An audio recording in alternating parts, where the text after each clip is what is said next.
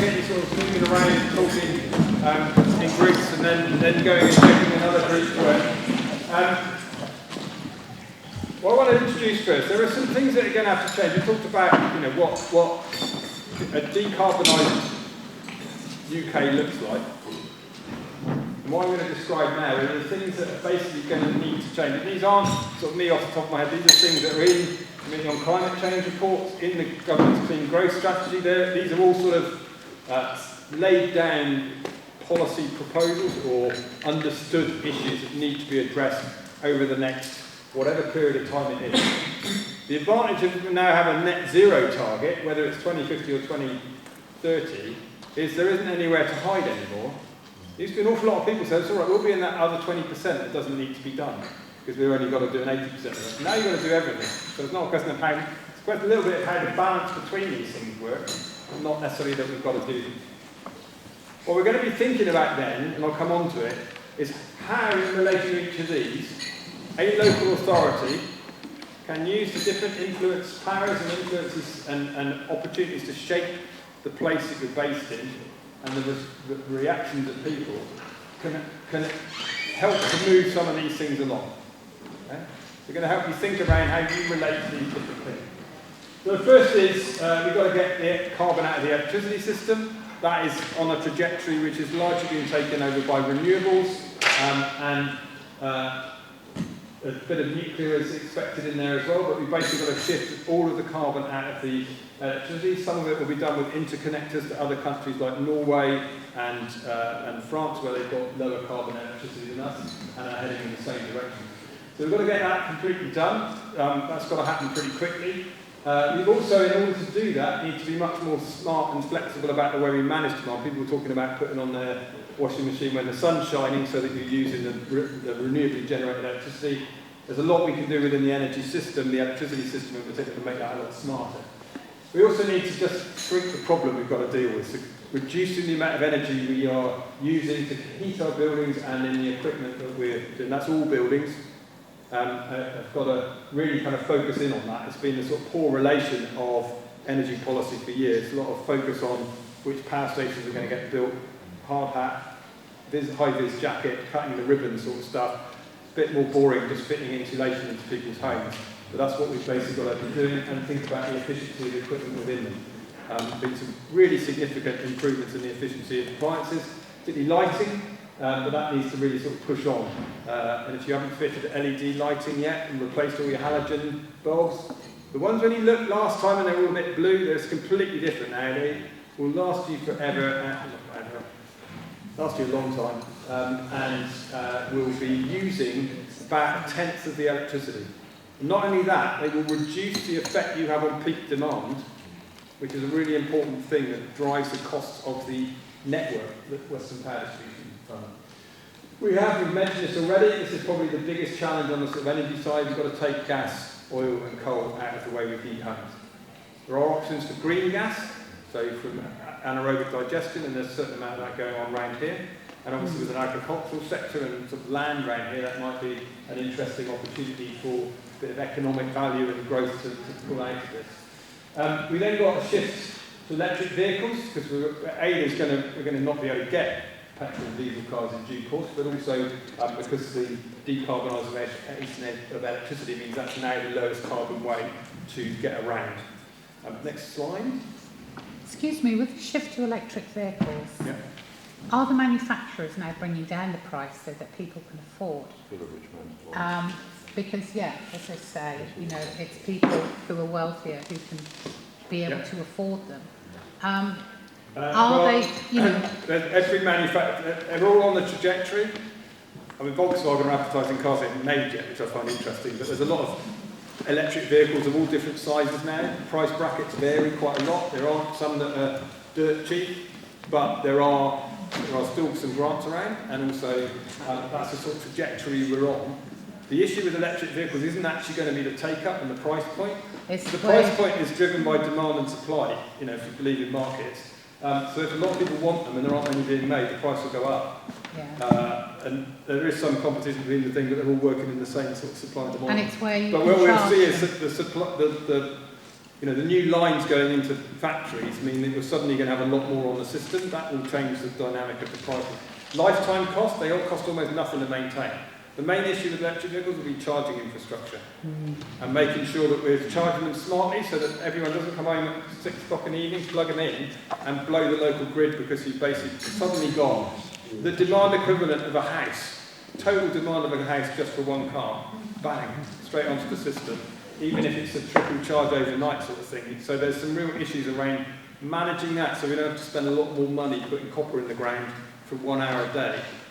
There's a lot of very good signs on that. People have been doing trials, asking people to just plug in and let the system manage when it gets charged. And people, there were 2 people in a trial of 700 who never let that happen. Most people were very happy with it. They wanted an override in case, for example, had to go out to the hospital in the evening to visit someone or whatever. So that's all can be done, but it's got to be done. But it's that bit that's going to be difficult. There is a cost issue and a sort of inclusivity issue, but that will, over the next few years, that's going to change very dramatically because we're already on that trend. The issue is how we respond and make it work for this area, particularly in a rural area where no one's going to be putting in charging infrastructure in Iddesleigh, except the people who have electric cars in Iddesleigh. There's not going to be a hub unless someone decides to do it, because the big players who are getting into this are focusing on urban settings because you've got a density of users. Has there, I was going to say, has there been companies that have set up, has companies set up for anything and everything, don't they? Yeah. When they can see they're onto a good thing. Is there, you know, a company that's sort of coming out and suddenly thinking, yes, put in charging? Yeah, no, they are. They're mainly focusing on urban areas because that's where you've got density of users. But they're also people putting, you know, most the advantage in rural areas, most people have got off-street parking, so you can get a charging point in. The question is, if you've got one, why don't you share it with your neighbour? Because with you both plugging in, and then the network or someone else will control when it gets charged so that it doesn't blow things. I don't want to get too much into electric, spend all day on it. Right, here's some other things we need to do. If we only electrify all the cars we've got at the moment, we won't solve the problem because we'll end up with far more electricity demand. So we need to, again, treat the problem. And this is a challenge to you guys in rural areas, but public transport improves access to cycling and walking and so forth. Often people go, well, in a rural area it's difficult. There's also some places which have done better at it than others. There's quite a lot of work going on in Stroud at the moment, which are really trying to break out of the idea that it's all about junction 13 on the M5 into something else about the way they think about transport.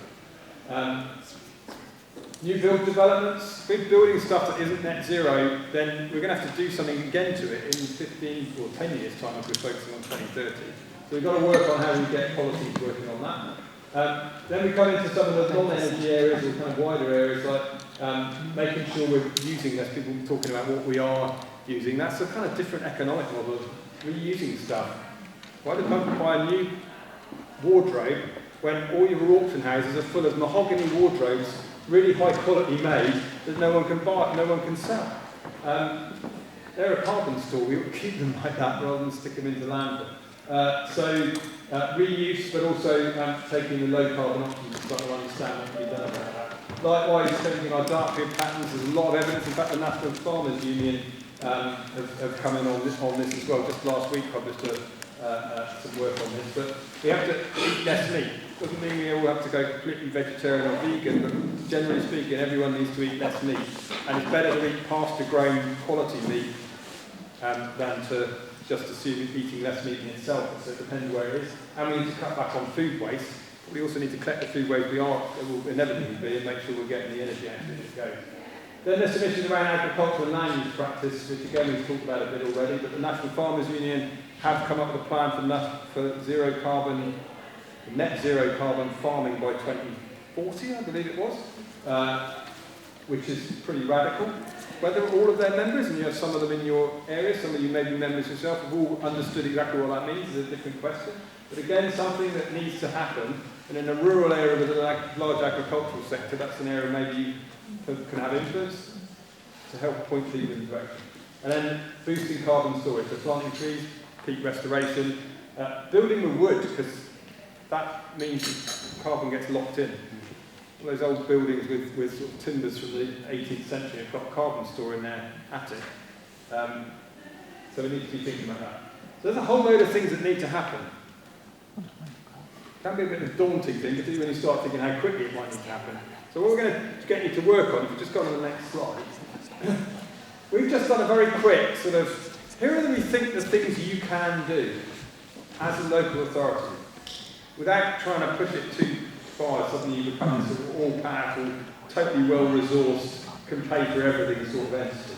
Can I just say that if anybody's struggling with seeing that, in the pack in the middle of your table, there is a recap, and on one of those pages you'll see the leaders of council influence. So if there's anybody on your table who wants to refer to that, that might be easy. So, first is very simply, direct control. You have your own activities, your own buildings, you buy energy, and you have travel associated with your work. You obviously have quite a lot of control over that, and that's one area where your control and influence is very different from some of the other areas. There's things you buy or commission from other people. Again, you have some opportunity to shape the services that people provide by changing the specification of what they're providing, and set the standards for the people who supply about what they're doing in their own work, rather than just what they're doing in the work they do for you. And there's quite a lot of evidence now in the business sector of some of the big players like Marks and Spencer's really pushing right up their supply chain the expectation of what those businesses they're buying from should be doing in their own practice. Not just in what they supply to Marks and Spencer as a business themselves. But you have procurement, and you also the public sector in more broadly. Planning and shaping. So you've got a lot of powers. We talked about planning earlier, but also regeneration and other things that shape your area.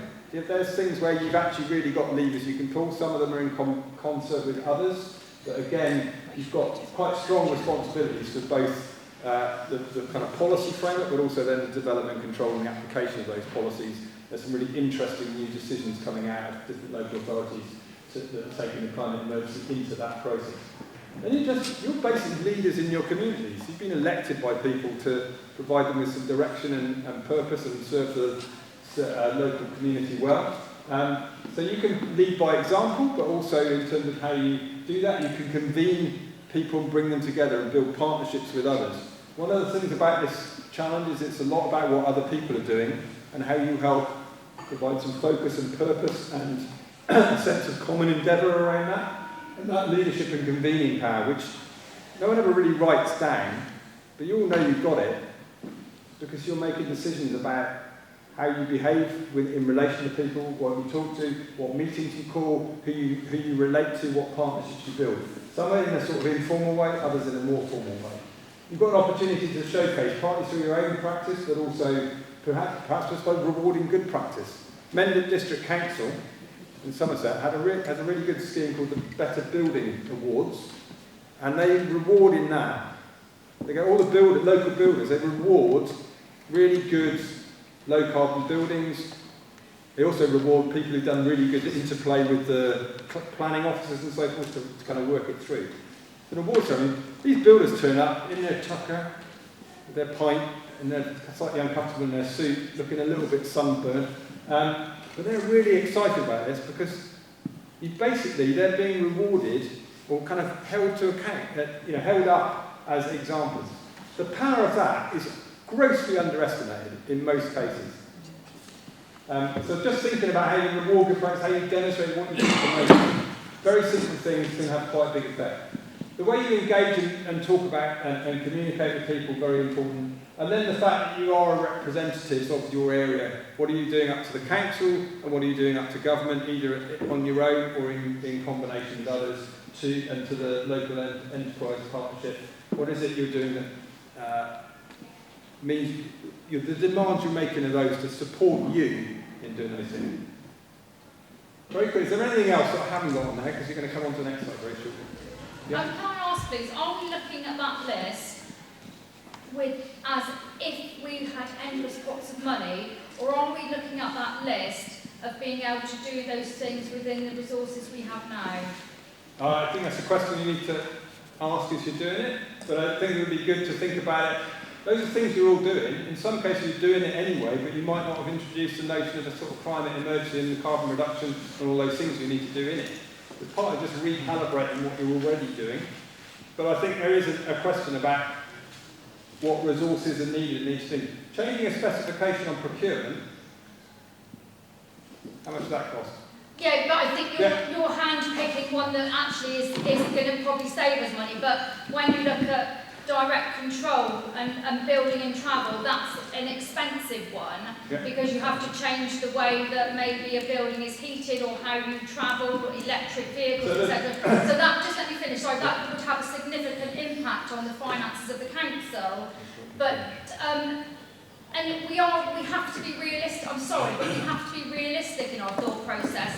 We haven't got endless pots of money. We're not being given any money from central government. They're taking our money away from us. So my wish list may cost X, but I haven't got it X, and I don't see the point of looking at that if I can't afford it. What we want you to do is think about these things. I'm not saying you get a wish list, but these are things you already do, most of which you haven't got the climate emergency factored into how you're doing it. Yeah. But also, these things have a different relationship with each of those areas that need to change. Your relationship with the agricultural sector is different. You probably already have some relationships, but you probably haven't introduced the climate emergency into the conversation of that relationship at all. Maybe there's a partnership or something you're doing on a showcasing thing, or a sort of an event that you have a stand at when you're communicating with people. It's about what you're doing within that stuff. You will need there are obviously some resources to sort of pull it together and think about it differently, and then there's a case potentially to be made for a different set of resources. But if you just think this is all new, as opposed to what we want you to think about is, if I've got all this, how can I use that to change the dynamic and bring forward some of those things we're talking about? What we're going to do now is move into, on your tables, you have some sheets and an expectation around that. Just move on to the next slide. You just want to go around and help me find them. Hold up these. So on it, Lou's going to demonstrate what we've got on the table. We've basically divided those areas that need to change. We've divided them into three tables. We've each got two or three to do. And what we want you to think about is, on the table, think about which levers of influence you can use to achieve the necessary change in how you use it. Okay?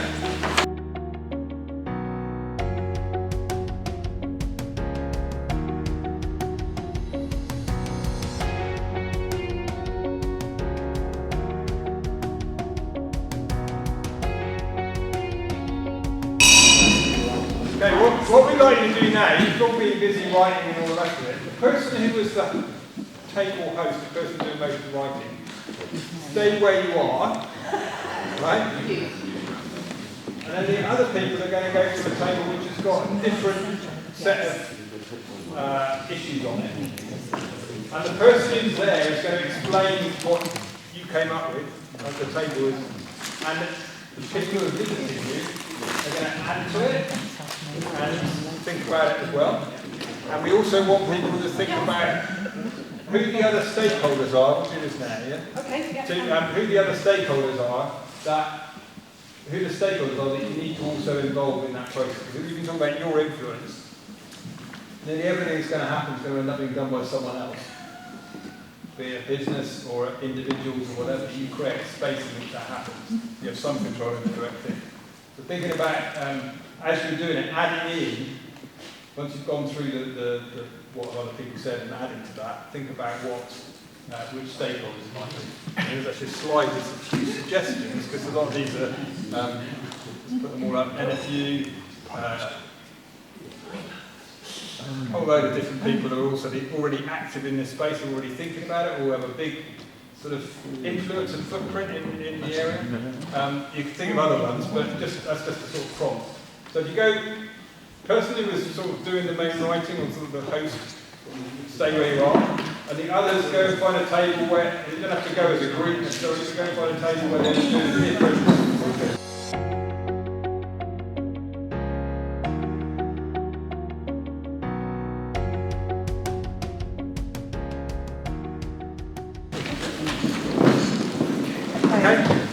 Just want to stand up, I think.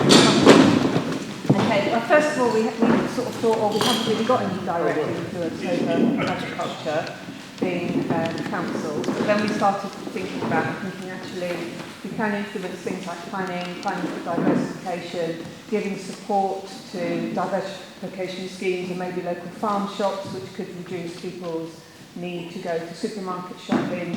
We talked about wool quite a lot and the change in the sheep agriculture and farming, and we're in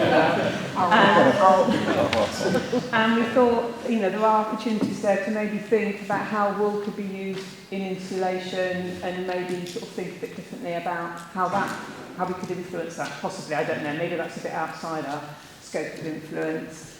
And what else did we talk about? We talked about, Sophie talked about meeting with the NFU and thinking more about how we can sort of work with the farming groups better. I don't know if you want to say anything about that. Well, it was more of a general point in terms of where we know there's a stakeholder group that's working to a plan. Yeah. We've got access to every single household in the district and the borough. And actually, is there some way that we can help them communicate their ambitions and their aims? And that could be the NFU, it could be any stakeholder group that's... There was an interesting conversation just right as we were finishing here about, well, that's kind of county level, isn't it? Doesn't the county do that with the NFU, county rep? The problem with that is all the stuff actually happens at an individual farm level. So assuming the NFU's got ways of getting all that information down in activism, coming sideways at it from what you could do to convene, but also what you can offer, there may be things that the NFU actually need because they've kind of run into a brick wall in terms of what they're trying to do. So that's a really good point. It's kind of thinking about what it is you can bring to the table, as well as going and joining their table in relation to it. Yeah, great. Another one with an agricultural sector. Yeah, just want to... Yeah, we thought about engaging and showcasing local product groups, like Totally Locally we have in Tavistock.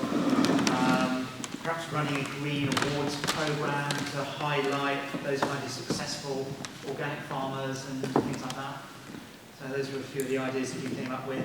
Pressuring DEFRA and finding ways of promoting local products, perhaps around procurement and so on. I didn't actually put on the thing, one of the things that there is quite a lot of money floating around, so people talking about resources. It's not coming to local authorities, but there are pots of money that people can apply for grants for and stuff like that. But often forget that. Maybe actually thinking, rather than funding a whole load of activities where you go, funding people to raise money from those pots might be quite an effective way of using it. But anyway, let's move, we need to move on because we're on a time schedule. So the caption of this, there's two really nice examples of the sort of thinking around something which is actually usually thought of as outside the local authority. It's kind of something which is a little bit closer and things you've probably been involved in terms of schemes. To look reductions in energy demand in buildings and the equipment within them. I think this table here had something on that. I just want to share where you came from in terms of your influences over that. Yeah, making retrofitting and insulation more financially viable by offering better incentives. We thought we'd have to lobby government to do that, and all the evidence is that actually they're going to make it harder rather than easier soon. Because of the VAT? Or no, because Vicky knows about that. Vicky, can you explain? What was that? Don't worry about it. Okay, all right. Okay. We thought we could reduce the heating at Fullerton House by at least 2 degrees in the Agile area because it's so hot up there. John. And the member there. We'd like to exert we both lead by example. You have to tell other people to lead by example, but yeah. We'd like to exert pressure on the housing associations to install better heating systems in their houses, because a lot of them are using really ancient night storage radiators. And we can, there's already showcasing good practice by having solar panels on our own buildings.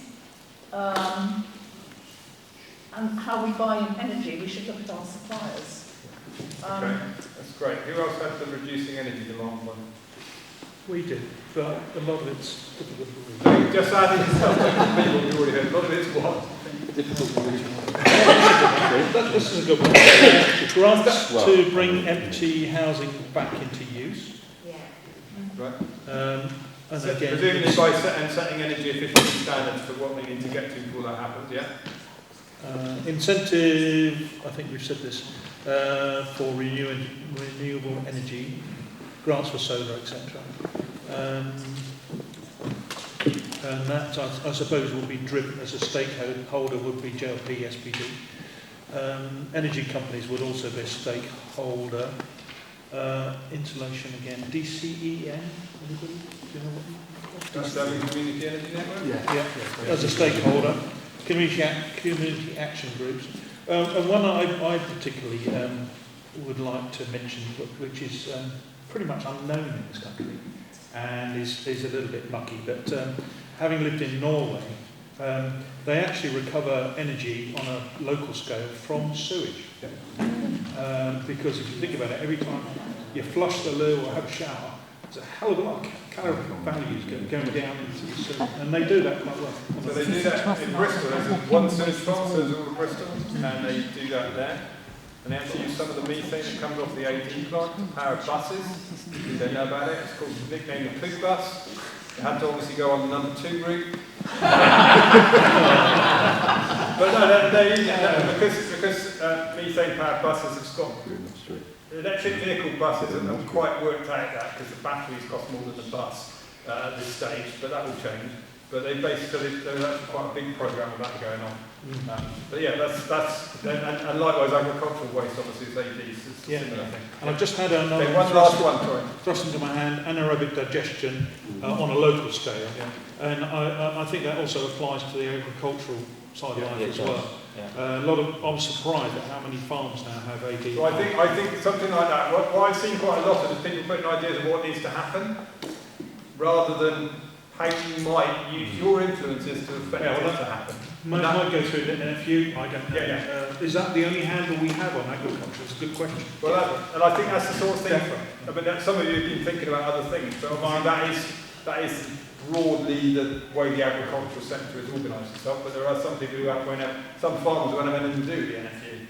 The organic farmers think that's the sort of evil incarnate. So anyway, right, we need to move on. I'm just going to do one more, which is the shift to electric vehicles. Who had that? Okay, I'm going to go to this table because we've heard from you already. So do you want to just say what you said about shift to electric vehicles? Yeah, so we've got incentivised electric vehicles. We've got increasing the electric fleet of Southampton District Council, putting charging points in council car parks, and in the planning policy requiring electric vehicle charging on all the new properties.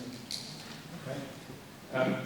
You might find there are other public sector organisations, maybe at a county level, but the health sector and others, lots of vehicles.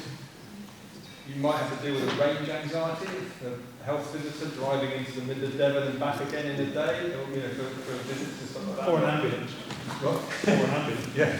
So there's but I mean, it's kind of way to do that. Actually, in a lot of cases, there are relatively short journeys. It's a question of where the charging points are.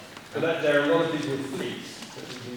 And I think when you talk about how the fleet is in terms of waste vehicle fleet, it's a bit like the bus problem that you're highlighting, that, the range of some of our waste vehicles is they do 400 miles a day.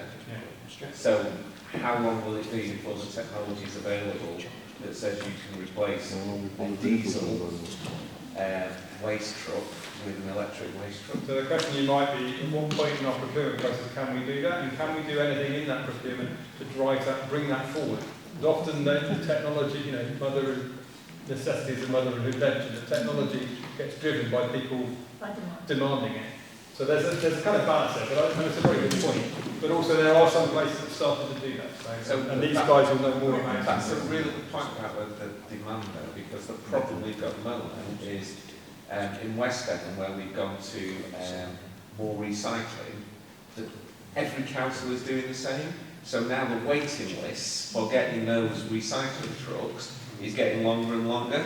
So as every council comes out with declaring a climate emergency and saying they want electric vehicles, the demand increases beyond the actual scale that the manufacturers can cope. So what happened in that setting? And it happened with wind turbines, because a while back wind turbines became very expensive, because a lot of people wanted them, not necessarily in this country, but there was a lot going up in this country as well, but particularly in China and other places. What happened is Vestas or one of these big manufacturers got a plant And then they go, we need another plant, and they build it, and then suddenly the price comes down because there's a lot more wind turbines around. And it'll be the same with that, you get quite lumpy responses on the supply side.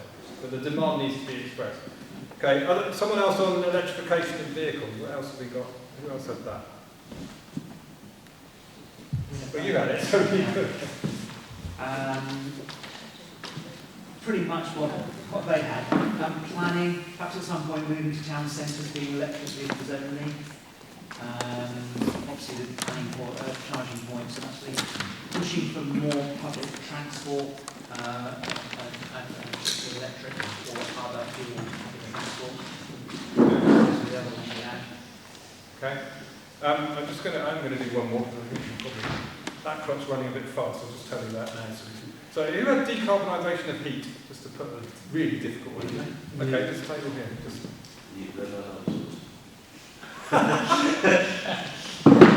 Okay, so Professional and Housing Association use solar panels on their properties. Air source heating, that was yours. Air source heat pumps, what does that say? Ground source heat pumps as well. Oh, right, okay. Playgrounds in schools to be funded to use solar panels. And I had a notion about harnessing tidal power, but I don't know how you do that. Or turbine. Yeah. So again, it would come back to what out of these. Again, some of those are things that you want to see happen. I think one of the things we've really got to sort of you work on and expect your officers to work on is sort of shifting it from what you want to, the outcome you want, to the process you're going to need to use to do it. Which we've seen, I mean, there's kind of some points like working with housing associations. They're an obvious place. You want to train up people who don't know yet how to fit air source heat pumps. Housing associations have workforces and an ability to go, right, we're going to do 1,000 properties in one go and build that supply chain that can then work more widely. So it's really, those are kind of really powerful things. Okay, someone else on decarbonisation of heat, really. Finally get to that. Yes. So we looked at internally, externally, as in internally the council's processes and what we do with our own buildings, and then externally obviously what we can influence. So review our own current stock of offices, improve what we have, or potentially set up and move to alternative premises that have decarbonised urbanisation of heat rather, and obviously externally influence new builds to decarbonised heat use and various illustrations of that really. Who would you see your stakeholders being in relation to that? So we looked at stakeholders being architects, developers, planners, internal stakeholders being our own staff and members who use those offices as a starting point. One thing that came up in some work we did with Gloucestershire Council and all the districts, the idea of a decarbonised, an ultra-low carbon heating zone. So you find a place which has got a lot of off-gas, maybe a lot of oil, and you really focus in effort and supply chain and all the rest of it. And that's the sort of thing an NEP might decide they would be prepared to support. It's maybe not something you guys do, but it might be you can stimulate someone else to get on and do it. And some of those things, think about what you need and who can do it, and how you might influence them to do it and encourage them. It's quite a kind of challenging thing that's worth doing. Okay, we've got all that down. We're going to, I think we noticed that certainly the blue posters didn't seem to stick quite as well as some of the other colours for some reason, but we will capture, we're going to take all these away and they are captured, and we will also be playing them back to the officers, sort of all that together. But we're going to break now until 1 o'clock for lunch, which should miraculously appear at the table at the back. I suspect they've been holding back because we've been carrying on, but it's arranged. We've got 45 minutes, sorry. Someone, I presume a lady, has left her glasses on our table. There was one lady that had to leave They must come in with their mind. Being an endangered animal. Okay, another point, sorry. Yeah, I just wanted to flag up something that often gets forgotten in all of this. It's about kind of energy security, and well, not just energy security, but all the systems that depend on that. Like, for example, a lot of our contact systems. So if there's an emergency, how do we make the links? And one thing I think would be really interesting from a Devon-wide perspective, which we could maybe contribute to, is considering a local grid. I'm very aware at the moment it's really difficult to put more renewable energy onto the supply because there's that link between us and Hinkley. We're waiting for Hinkley to come on, which is not quite my favourite way of doing it. But I just wonder if that's something that really, I know there has been research done into it even over the last 10 years. And I think that's something that would be quite interesting to look at because it could, like hospitals need, to know that they've got, so it's all very well getting their own generator, but something a little bit more substantial than that to just make sure that the key computer systems are running, key telephony systems and also just some key energy security as well in the region. And I think definitely it'd be worth, considering how we could work together with the other councils on that. I mean, I think there's a key, there's a resilience planning question that, and obviously what's interesting and partly why the word emergency was used in the context of these declarations, because councils have ways of responding to emergencies to kind of bring into place. So resilience planning and sort of local resilience plans is very important. There's a lot of work going on with Western Power Distribution and the sort of the way electricity networks in particular are being organised and managed to address exactly those issues, so that as more renewables come on the system, there is the capacity to do that, and some of that is about reducing or managing demand and making it more flexible in some areas so that the constraints that are currently stopping it happening sort of melt away. There's been quite a lot of success with that, hasn't been rolled out more significantly, but also making sure that the sort of backup storage and all those other things are in place, and shifting away from thinking that diesel generators are a sensible way to do that, because that's got to be worked out. That's a sort of national problem as well. Oh yeah. I don't know if any of you have come across this book. It's called Energy Island, and it's the story of Samso, which is an island in Denmark, which was designated as a project to go entirely renewable. And they had a champion there whose role it was to go around talking to everyone, the football teams, the different groups of all types, and he really struggled to get many engaged other than the school children. And what happened to actually suddenly trigger it was one person did actually get behind the idea of a wind turbine, and then there was a huge extreme weather incident, and the rest of the power was knocked out of the island, and the only person who was resilient and was happy was the farm with the wind turbine on it.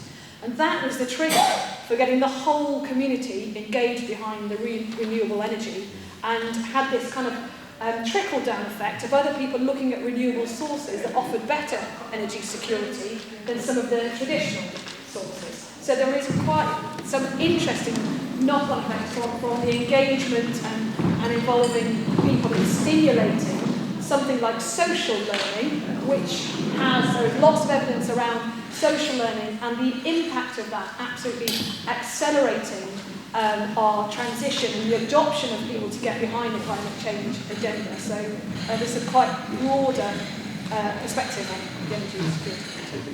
Yep. We put in a statutory for our electricity.